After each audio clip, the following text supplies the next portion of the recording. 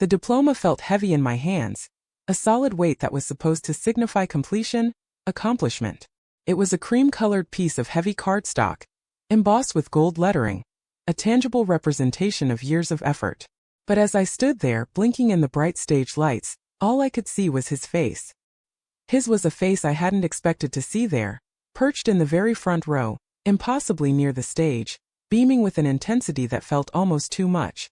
And the way he looked at me, a look that had always been so familiar, a casual glance that had punctuated countless family gatherings, suddenly felt entirely new.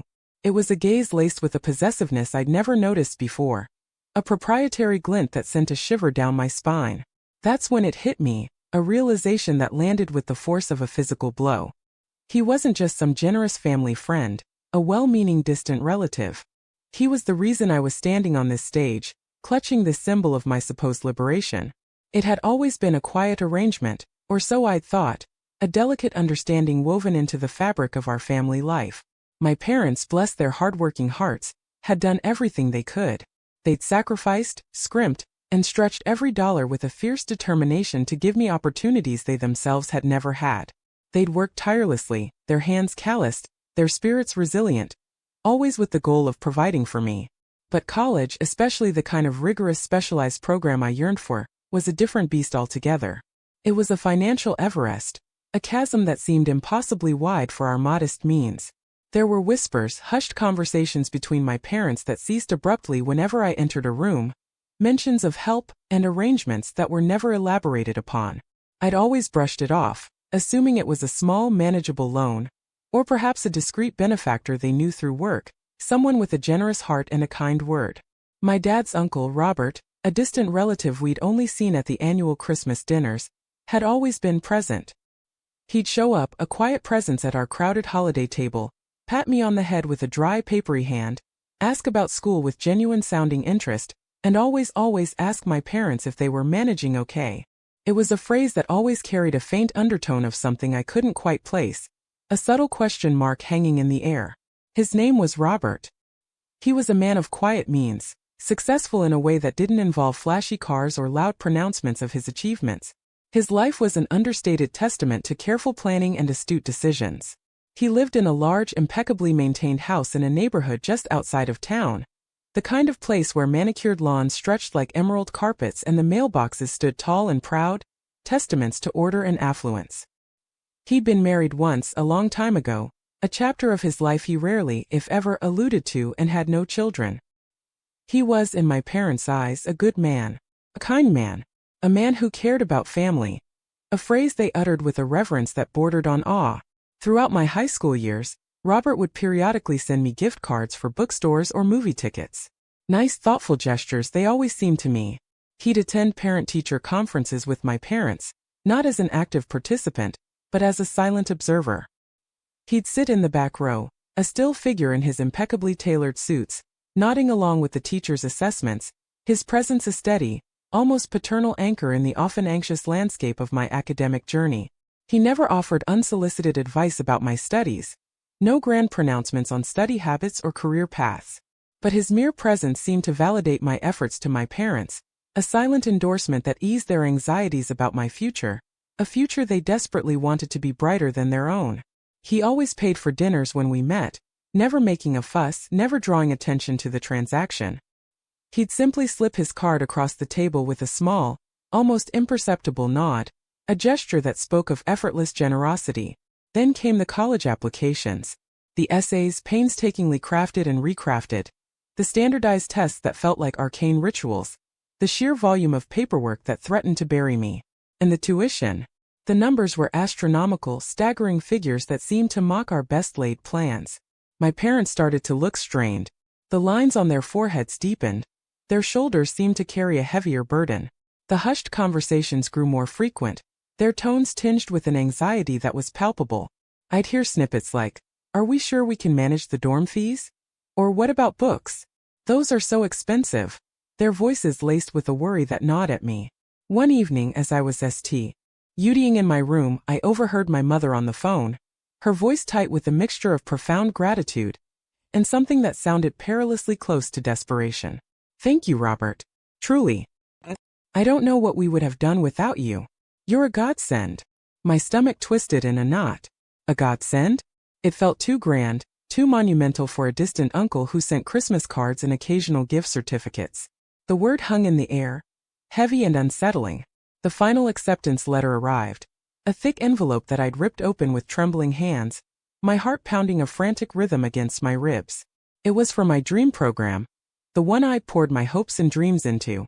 Tears welled in my mother's eyes, a cascade of relief and joy, and my father clasped her shoulder, his own face a mask of pride, but their smiles, I noticed, seemed a little forced, a little strained around the edges. Later that week, Robert came over for dinner. He arrived with a bottle of good wine, the kind that smelled of oak and ripe berries, and the conversation flowed easily, punctuated by comfortable silences and shared laughter. But there was a new weight in the air, an unspoken tension that I couldn't quite articulate. He asked me about my future plans, about my aspirations, about the specific courses I was excited to take. And then he turned to my parents, his gaze steady and assured. "The tuition is substantial," he stated, his voice calm and measured, devoid of any hint of boastfulness. "I've made arrangements to cover it. In full. I've always believed in investing in potential, and you, my dear," he gestured towards me with a slight nod, "have an abundance of it." He then added, almost as an afterthought, a detail that landed with chilling finality: "Cash. I prefer to handle these things discreetly. No need for loans, no need for interest. Just a helping hand." My parents looked at him, their faces a mixture of overwhelming relief and profound awe. They saw a miracle, a savior. I, on the other hand, felt a chill creep down my spine, a cold dread that had nothing to do with the evening air. Cash? In full? The sheer amount was staggering, a sum that represented years of their hard work and sacrifice. It wasn't a loan, a debt to be repaid with interest and obligation. It wasn't an investment in my future, a partnership for mutual growth. Felt like a purchase. I was being bought. The thought was a bitter pill, one I struggled to swallow. The next 4 years were a blur of late nights spent hunched over textbooks, challenging coursework that pushed me to my intellectual limits, and a gnawing unease that I couldn't shake, a persistent shadow that followed me through my days. Robert remained a consistent, if distant, presence. He'd send birthday cards with generous checks tucked inside, always cash, always accompanied by a polite, brief note about my academic progress, a small piece of praise designed to acknowledge his continued investment. He'd attend my Meet the Professor events, blending into the background of buzzing classrooms and crowded hallways, a quiet observer in the periphery of my academic life. He never asked for anything directly, no favors, no demands that would have made my discomfort more overt. But his gaze during these brief encounters felt different, a subtle shift I could sense but not entirely define. It wasn't just pride in my achievements. It was something more akin to ownership.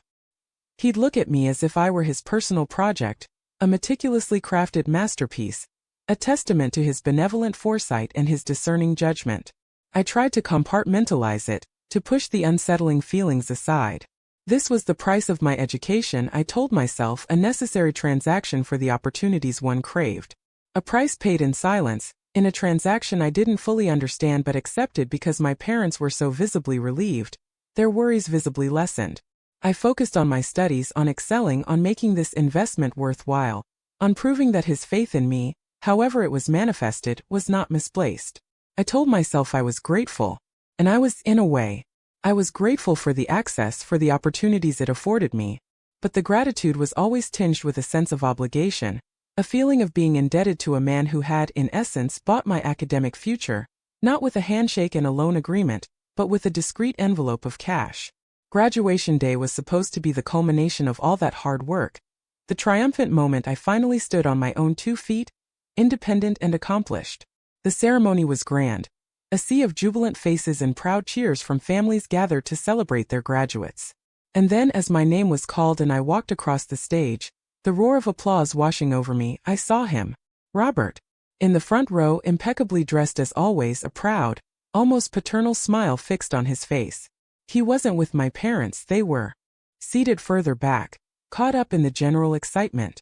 He was alone, a singular point of focus, and he met my eyes. In that split second, as I reached out to shake the dean's hand, the weight of the diploma suddenly felt heavier, charged with a new understanding. The cash. The discrete transaction. He hadn't just paid for my tuition.